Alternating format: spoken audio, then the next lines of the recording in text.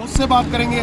तो हमारा प्रश्न ये था कि जब 8 दिन बीत गए तो 8 दिन बीतने के बाद में भी अब तक अगर आपने कलेक्टर, संभागीय आयुक्त या मुख्यमंत्री के ओएसडी तक बात नहीं पहुंचाई तो फिर पिछले 8 दिन के संघर्ष का क्या मतलब रहा। ऐसे में वार्ता करने का, एक टेबल पे वार्ता करने का कोई सवाल ही नहीं उठता था। इसलिए हम जो भी लोग अंदर गए थे उनका ढुलमुल रवैया देखा और उस वार्ता का बहिष्कार करके बाहर आ गए। उन्होंने फिर से यही कहा कि हम 2 दिन का वक्त दीजिए, 2 दिन का वक्त दीजिए। प्रशासन ये इंतजार कर रहा है कि जैसे जैसे वक्त निकलेगा वैसे वैसे लोगों का आक्रोश कम हो जाएगा।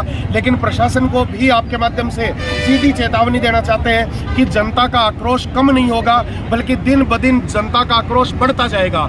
जैसे ही जनता को पता लगा कि 2 दिन मांगे हैं प्रशासन ने, संघर्ष समिति कोई निर्णय लेती उससे पहले जनता ने अपना निर्णय सुना दिया कि हम अपनी मांग पूरी होने से पहले यहाँ से नहीं जाने वाले हैं। और यही कारण है कि अब 1000 से ज़्यादा लोग यहाँ पे अभी भी धरना स्थल पे रुके हुए हैं, जो पूरी रात यहीं रुकेंगे। 2 दिन के बाद आपको बातचीत के लिए बुलाया या मांगे मान ली जाएगी? क्या आश्वासन आपको मिला 2 दिन? उन्होंने 2 दिन का ये आश्वासन दिया है कि 2 दिन में हम सरकार से बात करेंगे और जो सरकार का जो निर्णय होगा, सरकार का जो रवैया होगा, उससे आपको अवगत करा दिया जाएगा। उन्होंने कहीं भी इस बात की कोई गारंटी नहीं दी कि 2 दिन में आपकी समस्या का, आपकी मांग का समाधान हो जाएगा। मांगे क्यों नहीं मानी जा रही? क्या ऐसा कारण है कि आपकी मांगे माने जाने में सरकार असमर्थ दिखा रही है? मांगे एक कारण, बड़ा कारण ये भी है कि इसमें जो मुलजिम पक्ष के लोग हैं वो विधायक जी के वोट बैंक के लोग हैं। और विधायक जी को ये लगता है कि अगर मैं अपने खुद के वोट बैंक को नहीं संभाल पाऊंगा, लोगों की मांग के ऊपर अपने खुद का जो बंधा हुआ वोट बैंक है, अगर मैं उसकी भी सुरक्षा नहीं कर पाऊंगा तो ऐसे में मैं चुनाव हार जाऊंगा। और यही कारण है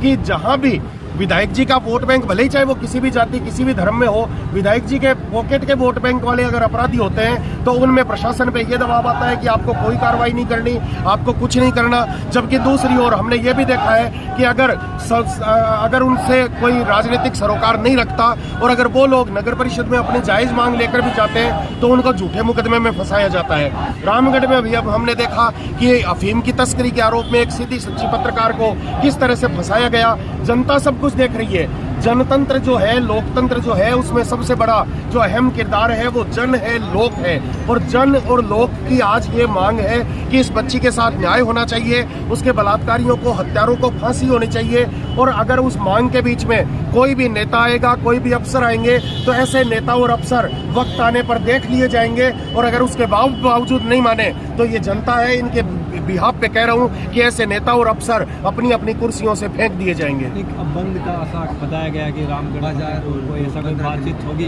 रामगढ़ का और फतेहपुर का बाजार बंद करने का जो निर्णय है वो अंतिम निर्णय तो रामगढ़ और फतेहपुर का व्यापार मंडल लेगा।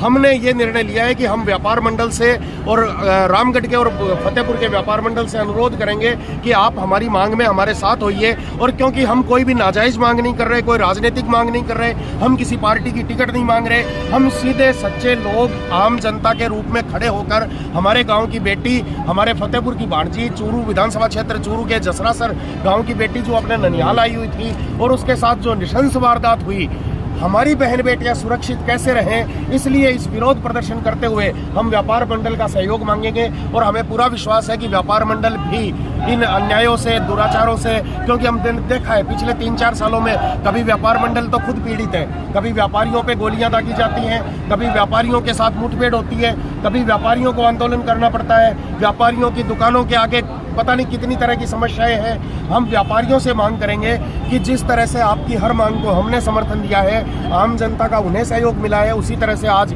आम जनता व्यापार मंडल से मांग कर रही है कि आप अपना बाजार कल बंद रखें। और फतेहपुर के और रामगढ़ के व्यापार मंडल से हमारा करबद्ध निवेदन है, हम अभी हमारा प्रतिनिधि मंडल व्यापार मंडल के लोगों से जाके मिलेगा, उनसे ये अनुरोध करेगा कि आप आगामी 2 दिन में बाजार बंद रखते हुए हमारे आंदोलन को अपना समर्थन भी दें और सहयोग भी दें। नहीं, एक माइक तो माइक जगह बुलाया, अरे व्यापार था अपना, इनको प्रशासन ने बुलाया था और इस जनता ने इनको वार्ता के लिए भेजा था। खाली प्रशासन बावड़ा बनार काट दिया, क्यों को नहीं हो, बावड़ा बनार काट दिया, कोई मांग को नहीं हुई। मांग पूरी न होने की वजह ये सगड़ी जनता ने आर कहो कि भाई बात है तो जनता वो फैसला लिया है कि चाहे 2 दिन लगे चाहे 4 दिन लगे। और एक भाई जो रामचंद्र सैनी था उसने तो ये निर्णय लिया कि जब तक फैसला नहीं होगा, इसकी मांग पूरी नहीं होगी, तब तक मैं भूख हड़ताल पर रहूंगा। उस रामचंद्र सैनी ने ये फैसला लिया। और ये इतनी जनता, हजारों की तादाद में ये जनता बैठी है, ये चाहती है कि तत्काल हमारी मांगे पूरी हो और इस लड़की को न्याय मिले। अरे शर्म की बात है इस प्रशासन को, इस गहलोत सरकार को शर्म की बात है। पग पग पर महिलाओं के साथ अत्याचार हो रहा है, पग पग पर, उसके बाद में भी सरकार है वो मौन बैठी है। अरे कितना बड़ा, आपको खुद को पता है इस बात का, बार बार आपने लोगों से पूछा है कि कितना जघन्य अपराध है। ऐसे लोगों को समाज में रहने का कोई अधिकार ही नहीं है, इनको समाज में रहना ही नहीं चाहिए, निकाल देना चाहिए, बहिष्कार कर देना चाहिए। एक बेटी के साथ इतना बड़ा अन्याय, अरे दुष्कर्मो, उसको मारना तो नहीं चाहिए था। वो खेलती हंसती बच्ची को, उसके माँ बाप ये चाह रहे थे कि बच्ची बड़ी होगी और कुछ बनेगी, लेकिन उसके पूरे सपनों के ऊपर इस दरिंदों ने पानी फेर दिया। इससे ज्यादा शर्म की बात और क्या हो सकती है। और ये निर्णय लिया गया है कि चाहे कुछ भी हो, हमारी मांगे पूरी नहीं होंगी तब तक हम धरना जारी रहेंगे, धरना जारी रहेगा। और ये सारा हजारों की तादाद में जनता बैठी है, इसकी एक ही मांग है कि हमारी मांग पूरी हो। और अब हम जाएंगे व्यापार मंडल के पास, व्यापार मंडल के प्रतिनिधियों से हाथ जोड़कर निवेदन करेंगे कि हम आपके लिए सदा तैयार रहते हैं। आपको पता नहीं, कुछ दिन पहले बाबूलाल झालानी पर गोलियां चली थी, आपको अच्छी तरह से पता है, लेकिन इनको कोई भी ये कहने वाला नहीं है। क्या मालूम क्या दे दिया इस प्रशासन को, इन लोगों ने पता नहीं। प्रशासन इतना बड़ा प्रशासन है, मूकदर्शक बेटा बना हुआ है। क्या विधायक के इशारे पर चलता है पूरा का पूरा प्रशासन? अरे विधायक यहाँ आ जाता तो विधायक को कोई मारता था क्या? यहाँ आकर वो कहता कि मैं आपके साथ तैयार हूँ तन मन और धन से, आप क्या चाहते हो मैं अभी राजस्थान सरकार से घोषणा करवाता हूँ। अगर ये बात वो कह देता, आज ये हालात पैदा नहीं होते। सुबह से शाम तक ये जनता क्यों बैठी रहती? उसको जनता ने राजा बनाया, रामगढ़ और फतेहपुर तहसील के लोगों ने, फिर उसका धर्म नहीं बनता था और राजा का राज धर्म चला जाता है और राजा रहने के लायक भी नहीं रहता है। राज धर्म चले जाने के बाद में क्या रहता है? तो ये जनता उसको बददुआ दे रही है कि आपको शर्म आनी चाहिए, आपको आ जाना चाहिए जनता के बीच में और आकर ये कह देना चाहिए कि भैया आपकी मांग मेरी गारंटी है, मैं पूरी करवाऊंगा।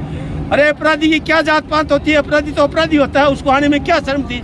क्या लगता था उसका यहाँ आने में? अगर वो आ जाता, इतनी जनता सारी उसकी प्रशंसा करती कि वास्तव में विधायक बढ़िया है, लेकिन जानबूझकर वो हम लोगों को, इतनी जनता को रगड़ना चाहता है कि देखिए क्या करें।